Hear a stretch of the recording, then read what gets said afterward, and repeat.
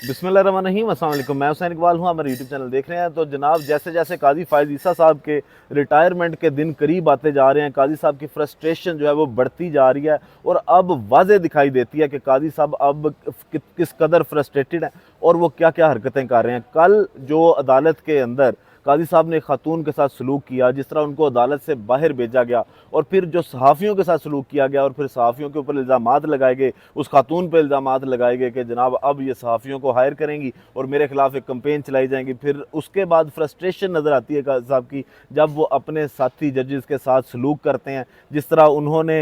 Justice Munib Akhtar साहब को जो प्रैक्टिस एंड प्रोसीजर कमेटी थी, वो 3 रुकनी कमेटी उससे बाहर किया और अपनी मर्ज़ी के जज को वहाँ पर तैनात किया। वही काजी साहब जो जमहूरियत के ठेकेदार बनते थे, उन्होंने 4 माह के अंदर जो जमहूरियत का बेड़ा गर्क किया, जो जमहूरियत का हाल हशर किया, वो काजी साहब की फ्रस्ट्रेशन दिखाई देती है। उसके बाद वो बंदा मतलब काजी फ़ाइज़ ईसा साहब जो ऑर्डिनेंस के बड़े ख़िलाफ़ थे, कल एक सदारती ऑर्डिनेंस का सहारा लेते हैं और फिर एक प्रैक्टिस एंड प्रोसीजर जो है वो ऑर्डिनेंस पे सदर साहब साइन करते हैं ताकि काजी फ़ाइज़ ईसा साहब जो अक्सरियत हार चुके हैं सुप्रीम कोर्ट में, वो उनको दोबारा मिले। तो इससे भी काजी फ़ाइज़ ईसा साहब की जो फ्रस्ट्रेशन है वो दिखाई देती है कि काजी साहब शायद अब जाते जाते ये चाहते हैं कि जो उनको टास्क मिले थे, एक तो वो उनको पूरा करें और दूसरा ये कि जो जिस नौकरी में काजी फ़ाइज़ ईसा साहब लगे थे या जिस बड़े घर को वो खुश करने में लगे थे, शायद वो ये चाहते हैं कि अब जाते जाते वो उनको मुकम्मल तौर पे खुश करके जाएं ताकि बाद में किसी आइनी अदालत का क़याम हो और फिर उस क़याम के अंदर काजी फ़ाइज़ ईसा साहब को जो है वो दोबारा से एक अदालत में ला के बिठा दिया जाए कि जनाब आप इसमें बैठें और हमारे तमाम मामला जो हैं वो आपने देखने हैं और आपने इनका हल करना है। तो काजी साहब जो है बड़े फ्रस्ट्रेटेड से नज़र आ रहे हैं। शायद काजी साहब को अब और कोई ऑप्शन दिखाई नहीं देता कि मैं की जो एक्सटेंशन वाली बातें थी वो तो अब हवा में जाती दिखाई दे रही हैं, तो फिर सिर्फ वो जो वफाकी अदालत, आइनी अदालत की बातें हैं वही एक ऑप्शन है और उसके लिए काजी साहब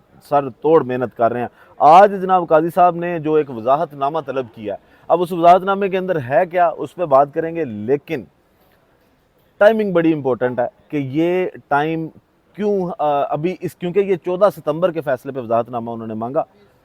आज ही ये वजाहतनामा क्यों मांगा गया। एक तो ये बात कि आज पाकिस्तान तहरीक इंसाफ का जलसा था, फिर उस जलसे का डैमेज कंट्रोल करने के लिए कि लोगों का जहन किसी और साइड पर जाए, काजी साहब ने वो 9 सवालों पे जो है वो वजाहत मांग ली। उसके अलावा अगर बाकी तमाम चीज़ों को सामने रखा जाए, उनको जोड़ा जाए, उनको देखा जाए, तो फिर लगता ये है कि वाकई काजी साहब कोशिश यही कर रहे हैं कि जिनकी वो खिदमत में हैं उनकी वो खिदमत जो है वो अच्छी तरह से करें और उनका जो मोहरा बन के दिखाएं उनको कि जी मैं आपसे लॉयल हूँ, और वो अपनी लॉयल्टी का मुजाहरा कर रहे हैं। अभी तक काजी साहब आग जो जिस तरह वो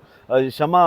जब बुझती है तो वो फड़कती है ना, तो काजी साहब की ये आखिरी फड़फड़ाहटें हैं और वो यकीनन जो काजी साहब को मज़ीद फ्रस्ट्रेट कर रही हैं। अब वो जो बाकी चीज़ें हैं जिनको मैं कह रहा था कि टाइमिंग बड़ी इंपॉर्टेंट है कि इस तरह की बातें जो ये वजाहतनामा काजी साहब ने आज मांगा। अब मामला कुछ यूँ है कि सबसे पहले अगर इसी वजाहतनामे की बात करें तो चीफ जस्टिस ने सुप्रीम कोर्ट रजिस्ट्रार से 14 सितंबर को सुप्रीम कोर्ट की मखसूस नशिस्तों से मुतल्लिक लार्जर बेंच के अक्सरीती फैसले से मुतल्लिक जारी वजाहत पर जवाब मांग लिया। चीफ जस्टिस ने पूछा है, इलेक्शन कमीशन और तहरीक इंसाफ ने वजाहत की दरख्वास्त कब दायर की? तहरीक इंसाफ और इलेक्शन कमीशन की दरख्वास्तें प्रैक्टिस प्रोसीजर कमेटी में क्यों नहीं भेजी गई? मुतफरिक दरख्वास्तें काज लिस्ट के बगैर कैसे समात फिक्स हुई? क्या रजिस्ट्रार ऑफिस ने मुतल्लका फ़रीक़ैन और अटारनी जनरल को नोटिस जारी किया? किस कमरा अदालत या चैम्बर में ये दरख्वास्तों को सुना गया? दरख्वास्तों पर फैसला सुनाने के लिए कॉज लिस्ट क्यों जारी नहीं की गई? ऑर्डर को सुनाने के लिए कमरा अदालत में फ़िक्स क्यों ना किया गया? ऑर्डर को सुप्रीम कोर्ट वेबसाइट पर अपलोड करने का ऑर्डर किसने दिया? तो काजी साहब ने ये आज बड़े मासूमाना से 9 सवाल पूछे हैं और फिर बात हुई कि टाइमिंग बड़ी इंपॉर्टेंट है। अब सबसे पहले बात करते हैं मामला था क्या। मामला शुरू हुआ जब ये आइनी तरमीम लेके आने की कोशिश की गई और हुकूमत ने यह दावा किया कि नंबर्स हमारे पूरे हैं, और उस वक़्त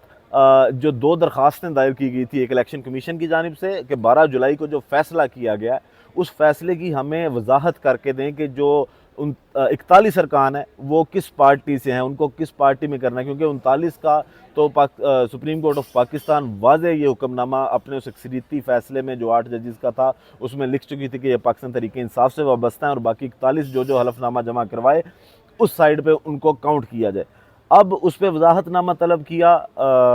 इलेक्शन कमीशन ऑफ पाकिस्तान ने भी, उस पर वजाहतनामे के लिए दरख्वास्त दायर की पाकिस्तान तहरीक इंसाफ ने भी, तो उस पर वो वजाहत आई 14 सितंबर को। लेकिन काजी साहब ने आज जो ये वजाहत तलब की है, ये बड़ी अजीब बात इसलिए है, बड़ी हैरान कुन बात इसलिए है कि क्या काजी साहब ने वो फ़ैसला जो 12 जुलाई को आया था, मखसूस नशिस्तों का फ़ैसला, वो फ़ैसला पढ़ा नहीं था। हालांकि काजी साहब ने वो फ़ैसला खुद सुनाना था क्योंकि वो काजी साहब उस बेंच के सरबराह थे, लेकिन उन्होंने जस्टिस मंसूर को उसकी ज़िम्मेदारी दी कि आप जो है ये फ़ैसला सुनाएं। लेकिन कम अज़ कम काजी साहब आप वो उस फ़ैसले को पढ़ तो लेते कि जब वो फ़ैसला आया था तो उसके साथ एक पर्चा अटैच किया गया था और उस पर्चे में ये लिखा गया था कि अगर किसी को कोई इबहाम हो इस फैसले के हवाले से तो वो चैम्बर में आके हमसे वजाहत तलब कर सकता है। उसकी बुनियाद पे वो दरख्वास्तें भी गईं और उसके बाद उन पे वो हुक्मनामा भी जारी कर दिया गया कि हमने उस फैसले के अंदर ये लिखा था। तो काजी साहब ने आज ये सवाल उठाया। तो इसके साथ अगर बाकी चीज़ों को जोड़ा जाए तो पिछले कुछ दिनों में इलेक्शन कमीशन का फैसले को ना मानना, 12 जुलाई के फैसले को तस्लीम ना करना, उसके बाद जो असम्बलीज़ के स्पीकर्स हैं उनका इलेक्शन कमीशन को ख़त लिखना कि पाकिस्तान तहरीक इंसाफ को वो सीटें ना दी जाएं, और उसके बाद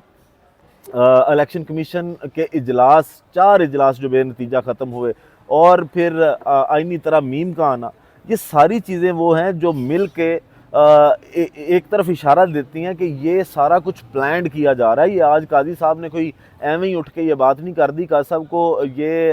14 सितंबर के बाद आज क्यों याद आया कि मुझे इस पर वजाहत तलब करनी है, एक हफ़्ता गुजरने के बाद क्यों काजी साहब को ये याद आया है कि मुझे ये सारे मामलात करने हैं, क्योंकि इस वक्त तमाम तर जो इन्हसार है वो मखसूस नशिस्तों के फ़ैसले पे है कि 2/3 अक्सरियत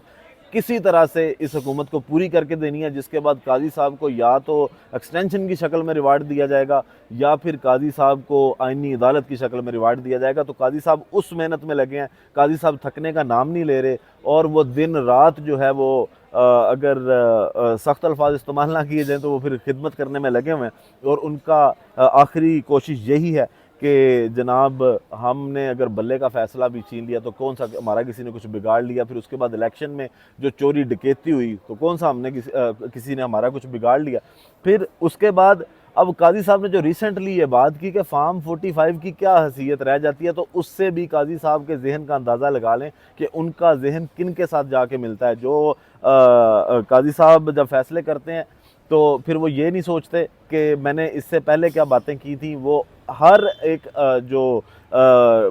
प्रोसीडिंग होती है उसमें एक नई मिसाल सेट करते हैं और पिछली ही अपनी बातों को भूल जाते हैं। तो काजी साहब जो हैं वो अभी तक मेहनत में जारी हैं, और आज ये वजाहतनामा जो है वो काजी साहब ने तलब किया। उसके साथ साथ आज पाकिस्तान तहरीक इंसाफ ने, उन्होंने शायद काजी साहब की छेड़ बना लिया कि हर चीज़ का मामला जो है वो भी सुप्रीम कोर्ट में दरख्वास्त दायर कर देते हैं। आज तहरीक इंसाफ ने भी दोबारा से जो मखसूस नशिस्तों के केस में मज़ीद वजाहत के लिए सुप्रीम कोर्ट में दरख्वास्त दायर कर दिया, रजू कर लिया है, और बैरिस्टर गौहर साहब ने दरख्वास्त सुप्रीम कोर्ट में दायर की है। और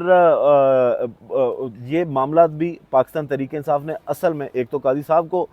थोड़ा सा दोबारा से बताया है कि जनाब हमारे साथ जो है वो अभी तक आपके दौर में इंसाफ नहीं हो रहा, सिर्फ नाइंसाफ़ियाँ हो रही हैं। और दूसरा, वो जो स्पीकरों के ख़त लिखे गए थे इलेक्शन कमीशन को, और इलेक्शन कमीशन की जो डिटाई है उसका जवाब आज पाकिस्तान तहरीक इंसाफ ने बाकायदा दे दिया, और दोबारा से सुप्रीम कोर्ट के उन 8 जजेस से रब्ता किया है कि जनाब आपने कहा था कि आपके फ़ैसले में ये लिखा है, और अगर इसमें किसी को इब्हाम है तो हमसे आके जो है वो रब्ता करे। और अभी तक हमें मुख्तलिफ हीलों बहानों से वो सीटें नहीं दी जा रही हमारे, और उन सीटों के दरमियान रुकावटें डाली जा रही हैं। तो उन रुकावटों को ख़त्म करने के लिए आज पाकिस्तान तहरीक इंसाफ जो है वो दोबारा चली गई है। लेकिन अभी भी शायद यही लगता है कि इलेक्शन कमीशन भी कोई तीसरा रास्ता निकालेगा, और काजी फ़ायज़ ईसा साहब भी जो है वो अपने लाडलों को, जिनको उन्होंने बड़ी